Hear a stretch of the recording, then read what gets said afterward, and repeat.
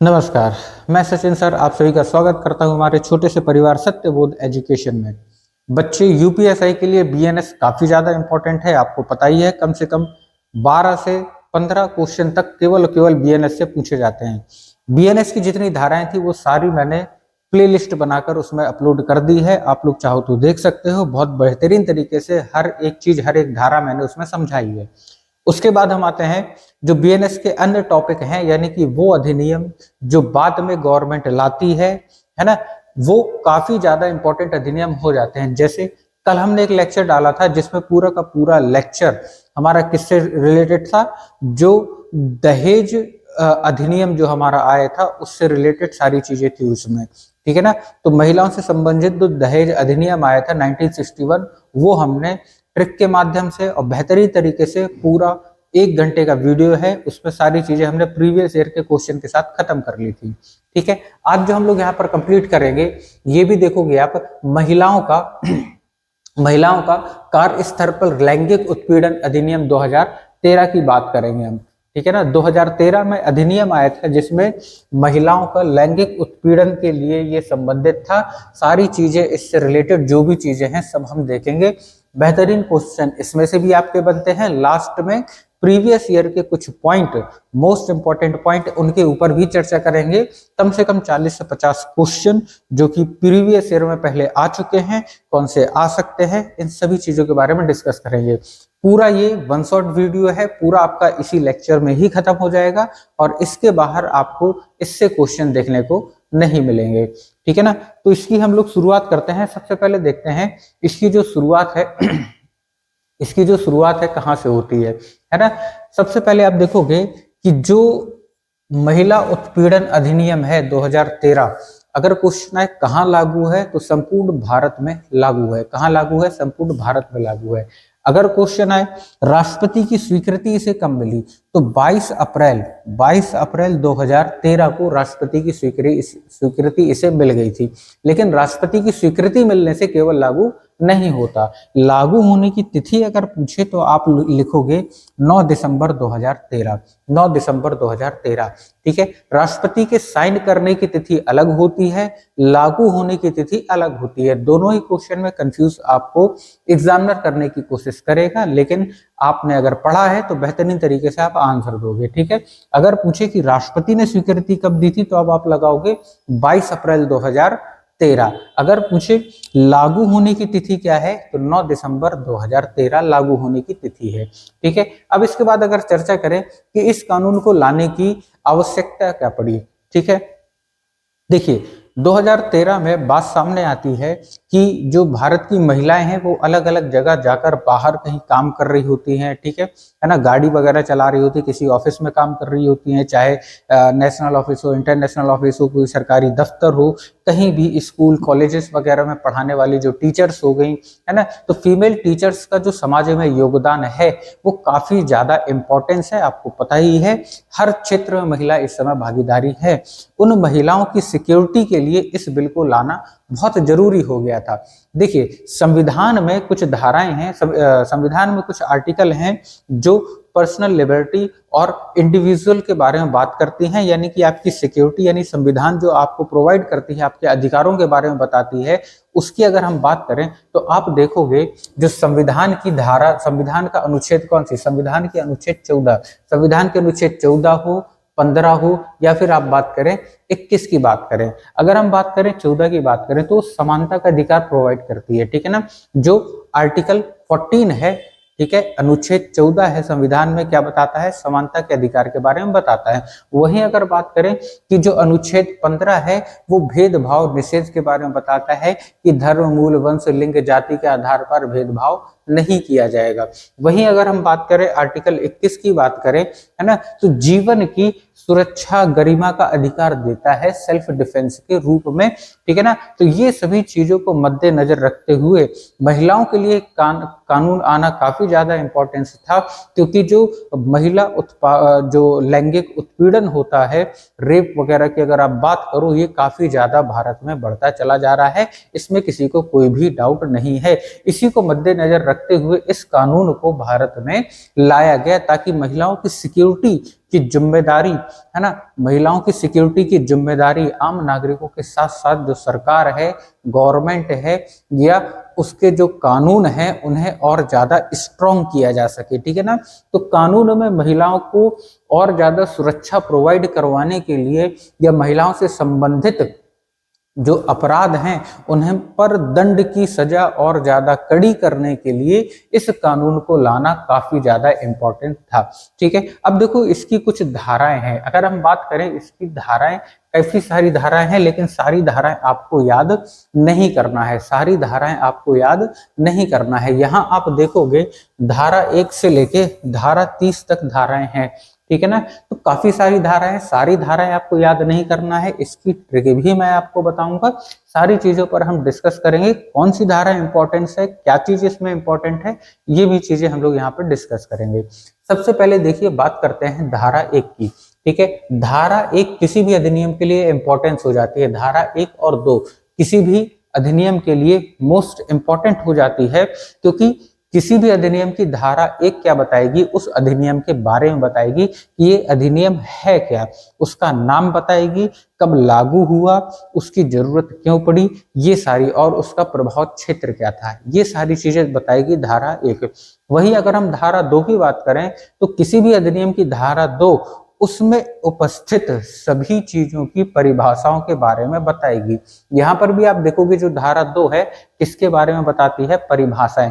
कौन कौन सी परिभाषाएं आती हैं धारा 2 के अंदर, ये भी हम आगे चल के सारी चीजें देखेंगे। ठीक है, वहीं अगर आप बात करो यहाँ पर देखोगे धारा 3, है ना, तो कार्यस्थल पर यौन उत्पीड़न का निषेध के बारे में जानकारी देती है। ठीक है ना, कि कार्यस्थल कोई सा भी हो, चाहे वो कोई ऑफिस हो, दफ्तर हो, सरकारी ऑफिस हो, स्कूल हो, कॉलेज हो, है ना, या एयरपोर्ट हो, या कोई भी चीज हो जहां महिला काम कर रही हो, कोई भी प्लेस हो, है ना, वहां पर महिला उत्पीड़न का निषेध, यानी कि ऐसा करना जघन्य अपराध होगा, ऐसी चीज हमें बताती है धारा 3 बताती है। वहीं अगर हम बात करें धारा 4 और 5 की, 4 और 5 की बात करें तो आंतरिक शिकायत समिति और स्थानीय शिकायत समिति, यानी कि आईसीसी और एलसीसी, आंतरिक शिकायत समिति और आंतरिक स्थानीय शिकायत समिति का गठन के बारे में बताती है 4 और 5।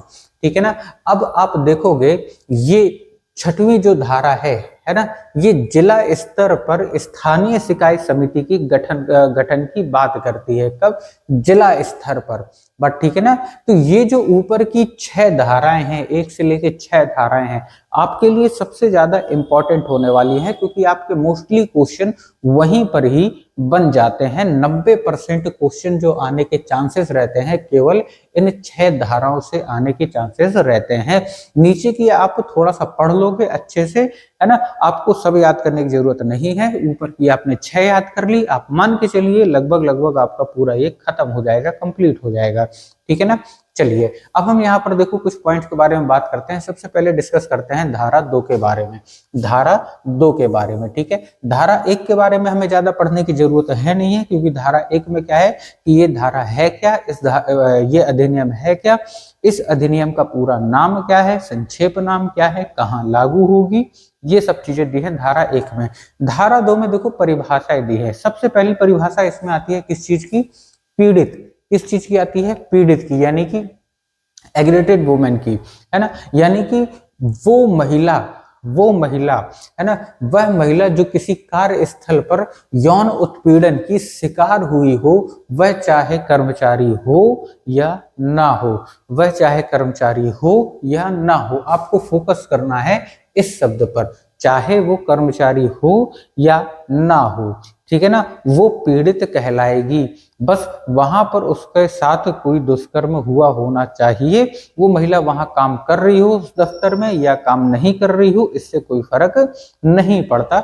यहां से एग्जामिनर बढ़िया क्वेश्चन बना सकता है। आप देखोगे यहाँ पर दूसरी डेफिनेशन किसकी दी है, तो दूसरी डेफिनेशन जो दी है वो उपयुक्त सरकार की दी है, अप्रोप्रिएट गवर्नमेंट की दी है। यहाँ पर आप देखोगे केंद्र सरकार, केंद्र के नियंत्रण वाले कार्यस्थलों के लिए कौन जिम्मेदार होगी, केंद्र सरकार जिम्मेदार होगी। राज्य के नियंत्रण वाले कार्यक्षेत्र के लिए कौन जिम्मेदार होगी, राज्य सरकार जिम्मेदार होगी। ठीक है, वहीं अगर हम बात करें तीसरे पॉइंट की, तो यहाँ पर अध्यक्ष यानी कि चेयरपर्सन की डेफिनेशन दी गई है ना, यानी स्थानीय शिकायत समिति, स्थानीय शिकायत समिति की अध्यक्ष महिला, जिसे जिला अधिकारी द्वारा नामित किया जाएगा। अब यहाँ पर क्वेश्चन क्या बनेगा, क्वेश्चन बनेगा कि स्थानीय शिकायत समिति के अध्यक्ष कौन हो सकता है, महिला या पुरुष, कौन हो सकता है, महिला या पुरुष। तो आप लगाओगे कौन होगा, केवल और केवल महिला को ही बनाया जाएगा। क्यों, क्योंकि ये मामला ही टोटल और टोटल महिलाओं पर ही डिपेंडेड है, इसीलिए महिला को ही अध्यक्ष बनाया जाएगा। ठीक है ना। उसके बाद आप देखोगे अगली डेफिनेशन है जिला अधिकारी की, डिस्ट्रिक्ट ऑफिसर की। वह अधिकारी जिसे राज्य सरकार द्वारा नामित किया गया हो, आमतौर पर जिला कलेक्टर या फिर डीएम होता है। आपको इस शब्द को ध्यान रखना है, कौन होता है, आमतौर पर जो जिले का कलेक्टर होता है या डीएम होता है, उसी को हम जिला अधिकारी या डिस्ट्रिक्ट ऑफिसर यहाँ पर मान के चलेंगे। ठीक है। उसके बाद देखो एम्प्लॉयर यानी कि नियोक्ता, कार्यस्थल का प्रबंधक, कार्यस्थल का प्रबंधक, प्रमुख प्रभारी या वह व्यक्ति जो कार्यस्थल का नियंत्रक रखता हो। ठीक है। कोई सा भी दफ्तर हो जहां महिला काम कर रही हो, उस दफ्तर का कोई मालिक होगा, उस दफ्तर को कोई चलाने वाला होगा, कोई नियंत्रक होगा, उसी को हम नियोक्ता या एम्प्लॉयर हम लोग बोलेंगे। ठीक है। अगला है कर्मचारी। ठीक है ना। ऐसा कोई भी व्यक्ति जो वेतन, अनुबंध, प्रशिक्षण, अप्रेंटिसशिप या स्वैच्छिक रूप से कार्य कर रहा हो, वो क्या कहलाएगा, कर्मचारी कहलाएगा। ठीक है। आंतरिक समिति, आंतरिक समिति की अगर बात करें तो धारा 4 के अंतर्गत गठित समिति को हम क्या बोलेंगे, आंतरिक समिति। जो धारा 4 और धारा 5 हमने बताई थी ना, आंतरिक समिति और स्थानीय समिति, है ना। इंटरनल कमिटी यानी आईसी बोलते हैं या फिर आईसीसी बोलते हैं, इसका फुल फॉर्म भी आपको याद रखना है। यहाँ एलसी बोलेंगे या एलसीसी बोलेंगे, यानी स्थानीय समिति, लोकल कमिटी बोला जाएगा। अगर बात करें लोकल कमिटी की, तो लोकल कमिटी धारा 5 के अंतर्गत आती है, लोकल कमिटी धारा 5 के अंतर्गत आती है। अगर बात करें इंटरनल कमिटी, तो इंटरनल कमिटी धारा 4 के अंतर्गत आती है। दोनों आपको याद रखना है। अब यहाँ पर आप देखोगे आपको कुछ पॉइंट बिल्कुल एकदम कंठस्थ होने चाहिए। कौन कौन से पॉइंट, पहला तो ये दोनों, पहला तो ये दोनों तो मोस्ट इंपॉर्टेंट है ही है, आईसीसी और एलसीसी, आईसीसी और एलसीसी। आईसीसी क्या बताएगा, इंटरनल कमिटी यानी आंतरिक समिति के बारे में, और एलसीसी क्या बताएगा, लोकल कमिटी यानी कि स्थानीय समिति के बारे में, गठन के बारे में बात करता है। ठीक है। वहीं अगर बात करें अगली डेफिनेशन की, तो सदस्य की डेफिनेशन होगी, ये अभी तक पेपर में नहीं पूछा गया है। फिर उसके बाद प्रत्युत्तर दाता की यानी कि प्रतिवादी की डेफिनेशन, ये भी नहीं पूछा गया है। यौन उत्पीड़न की बात करेगा यहाँ पर। ठीक है। उसके बाद कार्यस्थल से माना जाएगा, जहां पे भी महिला कार्य कर रही है वो वर्क प्लेस माना जाएगा।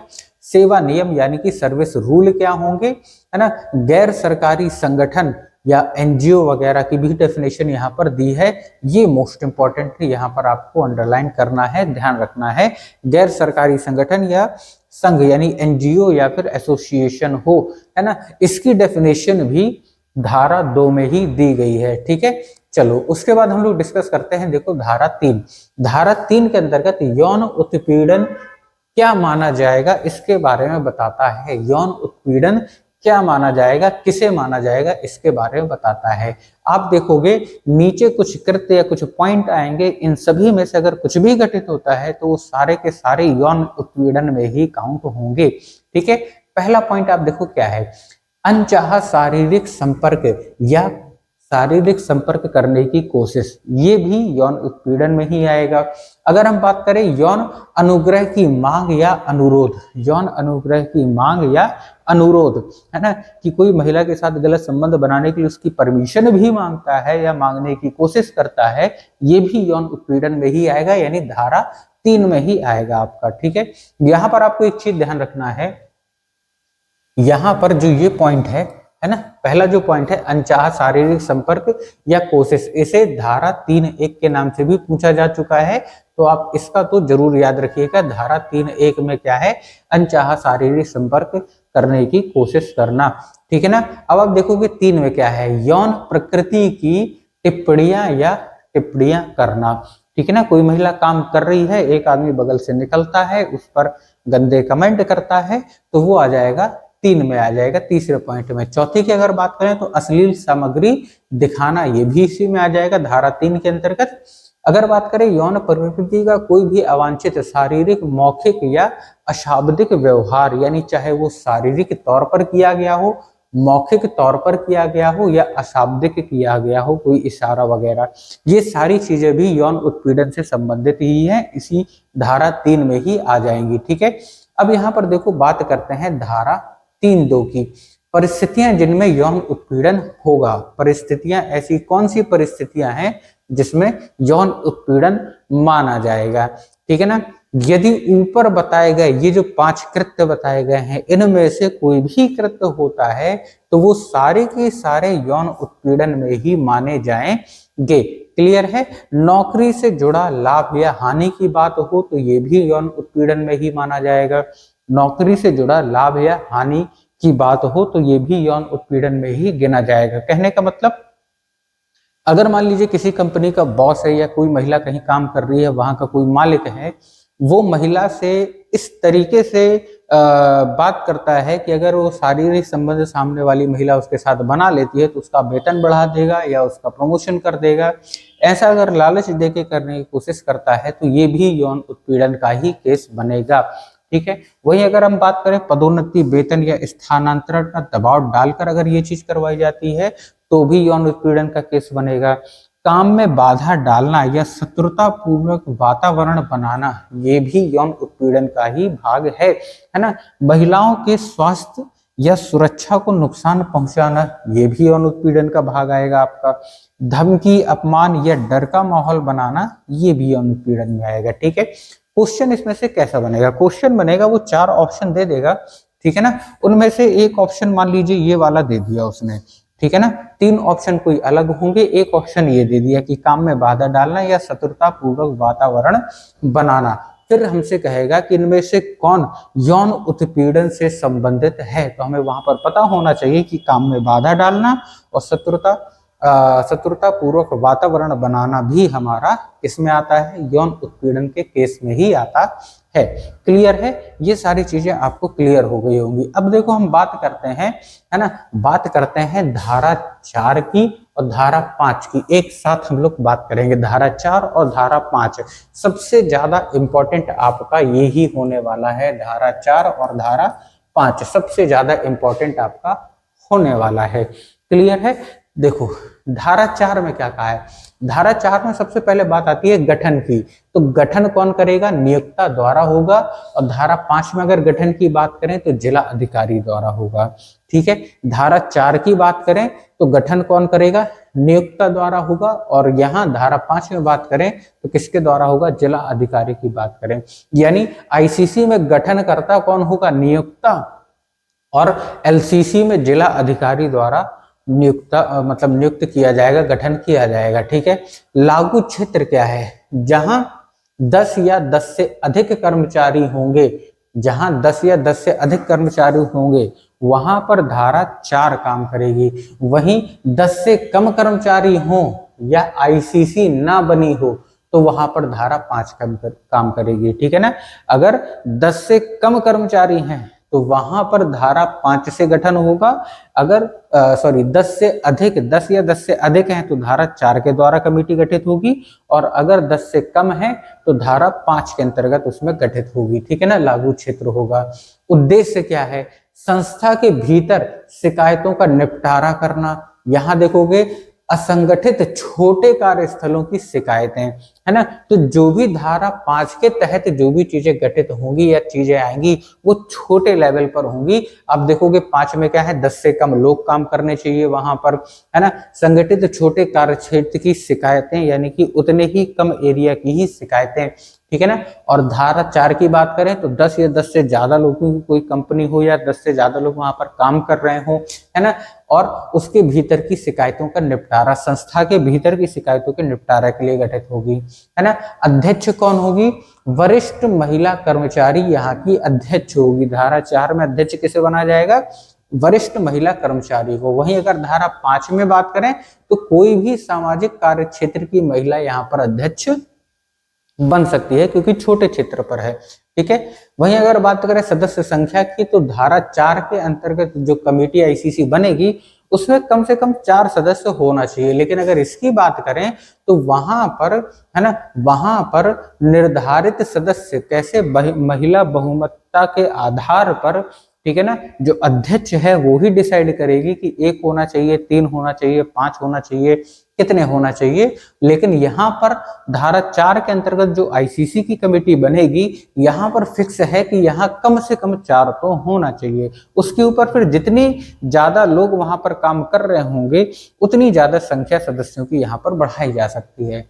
वहीं पर अगर अब बात करें कि बाहरी सदस्य कौन हो सकता है, तो एनजीओ कानूनी पृष्ठभूमि वाला अनिवार्य है। एक सदस्य बाहरी होना चाहिए, मतलब एक महिला बाहर की होना चाहिए जो किसी एनजीओ या कानूनी पृष्ठभूमि वाली, यानी कोई वकील होना चाहिए, इस टाइप की कोई होनी चाहिए।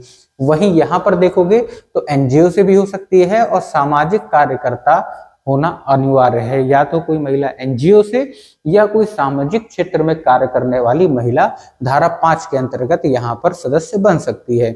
अधिकार क्षेत्र की बात करें तो जो धारा 4 के अंतर्गत आईसीसी का गठन होता है ये एक ही संस्था या कार्यालय के लिए होता है, लेकिन यहाँ पर धारा 5 के अंदर क्या होता है, ये होता है पूरे जिले के अंदर। सबसे ज्यादा इंपॉर्टेंट क्वेश्चन ये आपका बनता है ना, कि धारा 4 के अंदर गठित आईसीसी का अधिकार क्षेत्र कितना होता है, तो एक ही संस्था या उसका कार्य क्षेत्र। लेकिन धारा 5 के अंतर्गत पूरा का पूरा जिला आ जाता है। शिकायत किससे करेंगे, तो संस्था की आईसीसी से करेंगे, यहाँ पर जिले की एलसीसी से की जाएगी शिकायत। सीधी सी बात है कि धारा 5 में आईसीसी है तो आईसीसी की संस्था से शिकायत करेंगे, और यहाँ जिला की जो एलसीसी समिति है वहां पर शिकायत करेंगे। ठीक है, रिपोर्टिंग नियोक्ता को रिपोर्ट किया जाएगा, यहाँ जिला अधिकारी को रिपोर्ट किया जाएगा। गठन न होने पर नियोक्ता पर दंड होगा, गठन न होने पर किसके ऊपर दंड होगा, नियोक्ता पर दंड होगा। यहाँ जिला अधिकारी की पूरी जिम्मेदारी आ जाती है। तो ये बेसिक डिफरेंस है धारा 4 और धारा 5 का, बेसिक डिफरेंस है। एग्जाम की दृष्टि से मोस्ट इंपॉर्टेंट आपकी धाराएं बनती हैं धारा 4 और धारा 5। ठीक है, वहीं अगर हम बात करें, अब यहाँ पर देखेंगे हम कुछ इंपॉर्टेंट पॉइंट जो एग्जाम की दृष्टि से काफी ज्यादा महत्वपूर्ण होने वाले हैं। देखिए, पहला पॉइंट क्या है, यह अधिनियम संपूर्ण भारत पर लागू होगा, हमने पढ़ लिया। राष्ट्रपति की सहमति कब मिली, 22 अप्रैल 2013 को। अधिनियम लागू कब हुआ, 9 दिसंबर 2013 को। इनमें मैंने पीछे पूछे गए क्वेश्चंस भी मैंने लिए हैं और कुछ नए क्वेश्चंस भी ऐड किए हैं, तो सारे क्वेश्चन आपको ध्यान से देखना है। अधिनियम का उद्देश्य क्या है, कार्यस्थल पर महिलाओं को लैंगिक उत्पीड़न से सुरक्षा करना, हम यही पढ़ रहे हैं। धारा 2 में क्या है, परिभाषा है। व्यथित महिला की डेफिनेशन क्या है, व्यथित महिला की डेफिनेशन क्या है, व्यथित यानी कि परेशान महिला, पीड़ित महिला की डेफिनेशन क्या है। किसी भी आयु की महिला नियोजित हो या ना हो, धारा 2 का के अंतर्गत जो मैंने लगवाया था इंपॉर्टेंट है ना, उसके बारे में। प्रत्यर्थी, प्रत्यर्थी किसे बोला जाएगा, जिसके विरुद्ध परिवाद किया गया हो उसे बोला जाएगा प्रत्यर्थी। धारा 2 के डा में दिया गया है प्रत्यर्थी की डेफिनेशन। जिसके विरुद्ध कोई केस लगाया गया है उत्पीड़न का वो कहलाएगा प्रत्यर्थी।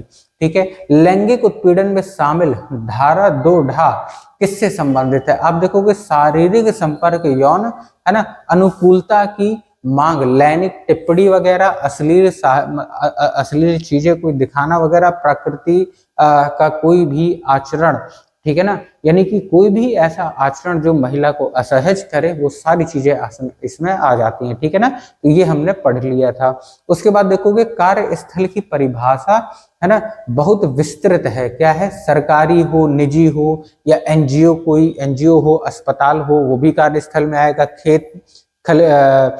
खेल परिसर हो, वो भी हमारा कार्यस्थल में ही आएगा।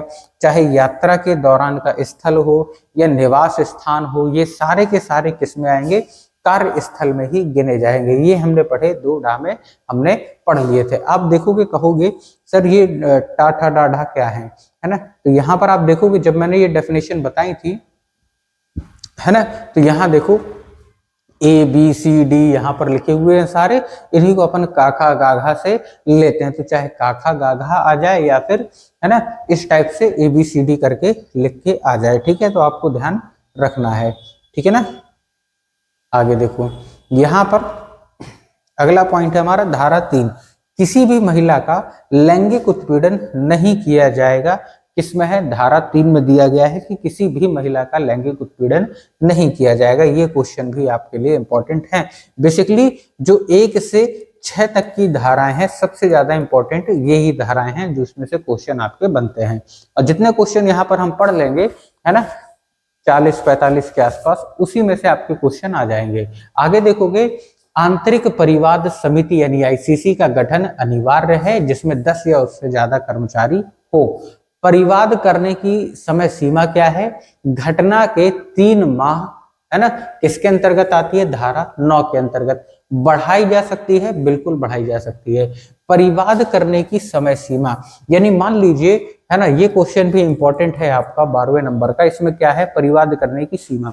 मान लीजिए महिला के साथ आज कोई अपराध घटित होता है यौन उत्पीड़न से संबंधित, और महिला चाहे तो 3 महीने बाद तक उस पर रिपोर्ट करवा सकती है ना, या उसके बाद भी करवा सकती है, इसमें कोई इशू नहीं है, ठीक है ना। लेकिन मिनिमम टाइम कितना रहता है, 3 महीने के अंदर अगर हो जाता है तो उस केस में थोड़ी सी स्पीड बढ़ जाती है। जितने भी कर्मचारी हैं वो तेजी के साथ एक्टिव हो जाते हैं, जितने अधिकारी हैं वो ज्यादा तेजी से उसमें इन्वॉल्व हो जाते हैं, और जो न्याय मिलने की जो समय है वो काफी कम लगता है फिर, ठीक है। आगे देखोगे, सुलह की बात करें, सुलह की अनुमति कौन देगा, तो सुलह की अनुमति इस चीज में बिल्कुल भी नहीं है। ना पुलिस वाले सुलह करा सकते हैं, ना कोई अधिकारी सुलह करवा सकता है, लेकिन धन संबंधी समझौता नहीं होगा, ठीक है ना।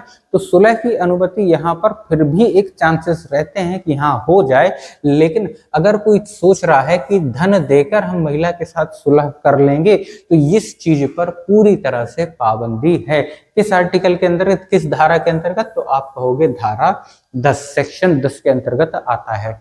अब हम बात करें जांच अवधि, तो अधिकतम 90 दिन में, अधिकतम कितने, 90 दिन की जांच की अवधि होती है ना। समिति के को सिविल न्यायालय जैसी शक्तियां प्राप्त हो जाती हैं। ये कौन कहता है, धारा 11। समिति जो रहती है, चाहे ICC हो चाहे LCC हो, दोनों को सिविल न्यायालय के बराबर की शक्तियां प्राप्त हो जाती हैं, है ना। अगर जांच की अवधि पूछे तो 90 दिन की होती है, आपको याद होना चाहिए, पता होना चाहिए। इंपॉर्टेंट क्वेश्चन यहाँ से आपका बनता है, जो कि धारा 11 के अंतर्गत आता है, ठीक है। दंड का प्रावधान, आप देखोगे धारा 26 में ICC ना बनाने पर 50,000 तक का जुर्माना लग सकता है ना। और जुर्माना पुनर्वृत्ति पर, यानी कि अगर दोबारा से गलती हो जाती है, एक बार बनाया उसके बाद मिटा दिया उसे, और उस पर दोगुना दंड आपको लग सकता है। यानी कि पहले अगर नहीं बनाते हैं तो 50,000 का जुर्माना, उसके बाद भी अगर आप नहीं बनाते हैं तो ये बढ़कर फिर 2 गुना यानी कि 1 लाख का हो सकता है। प्लस आपका लाइसेंस भी, आपकी कंपनी का लाइसेंस भी रद्द हो सकता है, ठीक है। उसके बाद आंतरिक समिति ICC का अध्यक्ष कौन होगी, महिला होगी। ICC में कम से कम 50% महिला सदस्य होंगे। आपको पता होना चाहिए ये भी कि अध्यक्ष तो हमने पढ़ लिया था महिला है। एक पॉइंट और याद रखना है कि उन महिलाओं में कम से कम 50% महिला होनी चाहिए। कि जैसे मान लीजिए ICC में 4 सदस्य हैं, तो 4 में से 2 कम से कम फीमेल होनी चाहिए, 2 आप मेल रख सकते हो। 4 की चारों फीमेल हो सकती हैं, बिल्कुल हो सकती हैं। 4 की 4 फीमेल बिल्कुल हो सकती हैं। 2 मेल 2 फीमेल बिल्कुल हो सकते हैं। 4 मेल नहीं हो सकते। 3 मेल प्लस 1 फीमेल ये भी नहीं हो सकता है, आपको क्लियर होना चाहिए। आगे देखोगे, ICC में एक बाहरी सदस्य यानी NGO सामाजिक कार्य क्षेत्र का होना अनिवार्य है, ये भी हमने देख लिया था, है ना। स्थानीय समिति LCC की बात करें, कहाँ पे बनेगी ये, जहां पर 10 से कम कर्मचारी काम कर रहे हैं। परिवाद मौखिक नहीं लिखित होगा। परिवाद यानी कि जो शिकायत होगी वो मौखिक नहीं होगी, लिखित होगी। ना लिख पाने पर समिति सहायता करेगी। अगर महिला लिख नहीं पाती है तो समिति सहायता करेगी उसकी शिकायत लिखवाने में। क्लियर है। चलो अगला पॉइंट देखो, यहाँ पर व्यथित महिला की मृत्यु या असमर्थता की दशा में विधिक वारिस परिवाद कर सकता है। उस महिला का जो वारिस है वो शिकायत कर सकता है। अगर कोई महिला मृत हो जाती है, मर जाती है या फिर असमर्थ हो जाती है, कुछ बोलने कहने सुनने से असमर्थ हो जाती है, तो उसकी जगह पर उसका जो वारिस होगा वो शिकायत कर सकता है। अगले पॉइंट की बात करें तो सुलह हो जाए, सुलह हो जाने पर कोई जांच नहीं होगी। धारा 10 की 4 कहती है अगर सुलह हो जाती है तो उस पर कोई धारा नहीं होगी, ठीक है ना, उस पर कोई जांच भी नहीं होगी। बट ठीक है, सुलह की प्रति व्यथित महिला प्लस प्रत्यर्थी दोनों को दी जाएगी। यानी कि सुलह की जो प्रति होती है, जिस कागज में जो सुलह लिखवाई जाती है कि हाँ ये मामला सेटल हो गया है ना, तो उसकी जो फोटोकॉपी होगी, उसकी एक फोटोकॉपी महिला के पास होगी, एक फोटोकॉपी उसके पास होगी जिसके ऊपर आरोप लगा है, यानी कि प्रत्यर्थी के पास, ठीक है ना। अगला पॉइंट है, यदि सुलह की शर्तों का पालन नहीं हुआ, जांच दोबारा शुरू की जा सकती है। अगर सुलह की, है ना, जो सुलह हुई, जो कागज में इन लोगों ने सुलह लिख के दी कि ऐसा ऐसा करेंगे, अगर ऐसा नहीं होता है तो जांच दोबारा से ओपन हो सकती है।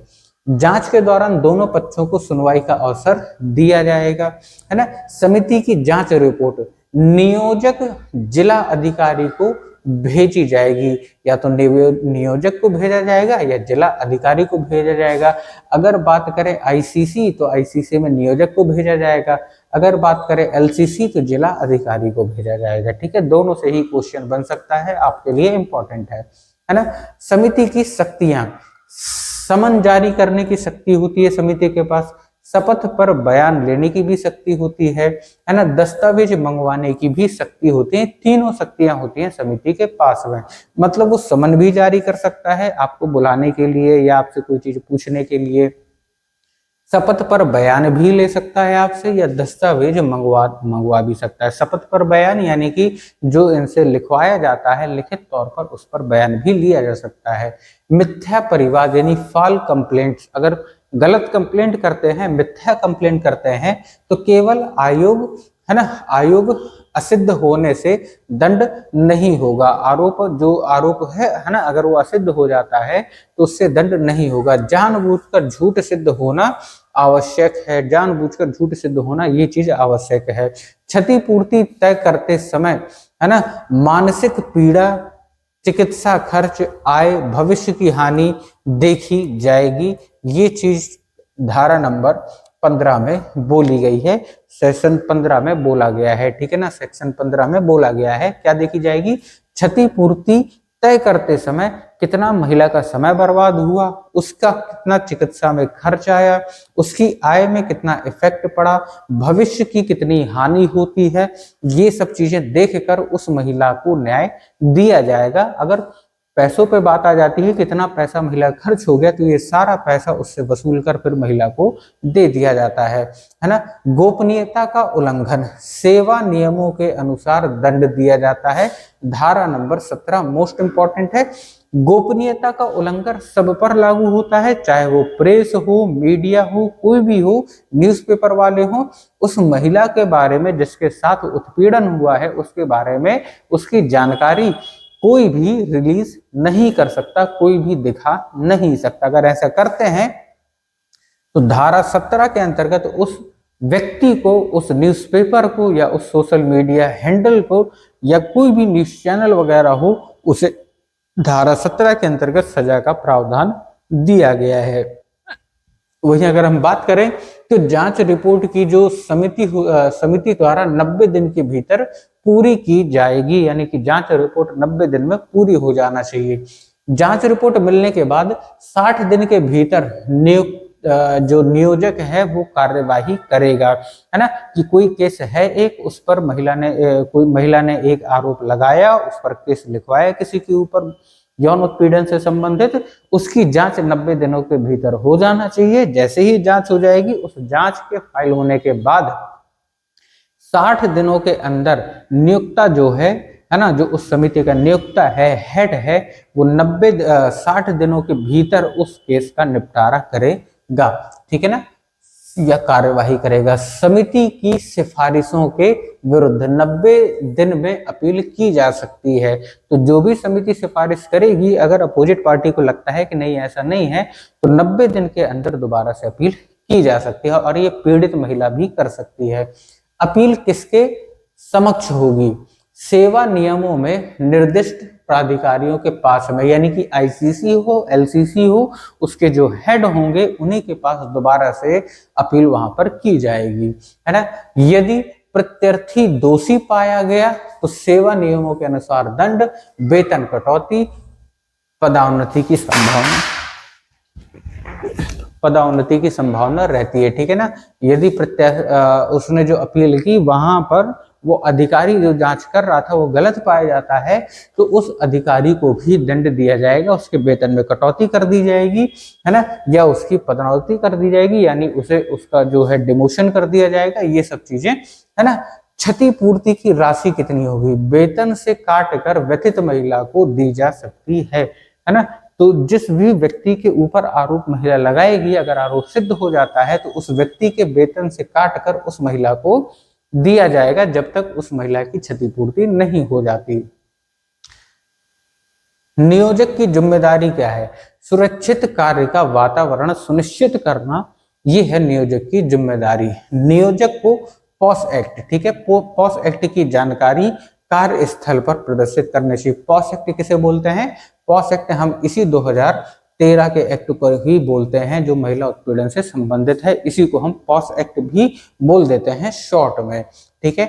नियोजक द्वारा जागरूकता कार्यक्रम और वर्कशॉप करना अनिवार्य होगा। किसके द्वारा? नियोजक द्वारा। और आईसीसी की रिपोर्ट नियोजक द्वारा मॉनिटर की जाएगी। आईसीसी की जो रिपोर्ट होगी, वही अगर हम एलसीसी की बात करें तो वो भी जो एलसीसी का जो जिलाधिकारी होता है उसके द्वारा ही उसकी जो मॉनिटरिंग होती है उसके द्वारा ही होती है, ठीक है। यहाँ हमने बहुत सारे क्वेश्चंस इसके जितने बन सकते थे वो सारे हमने दी। बेसिकली ये पार्ट हमारा क्या है, छोटा है, लेकिन इसी पार्ट में सारी चीजें आपकी क्लियर हो गई होंगी। ये जो मैंने 40 क्वेश्चन करवाए, इससे बाहर आपके क्वेश्चन इसमें नहीं बनेंगे, इसी में से क्वेश्चन आपके आ जाएंगे, ठीक है ना। जिन्होंने जो दहेज अधिनियम जो 1961 का नहीं देखा है, पूरा 1 शॉट वीडियो पड़ा हुआ है, आप उसे जरूर देख लेना। पूरा कंप्लीट उसमें डिस्क्राइब किया गया है विथ शॉर्ट ट्रिक्स, कैसे उसे याद करना है, ठीक है ना। चलिए मिलते हैं अगले पार्ट में, तब तक के लिए धन्यवाद। बढ़िया से पढ़ते रहिए, तैयारी करते रहिए।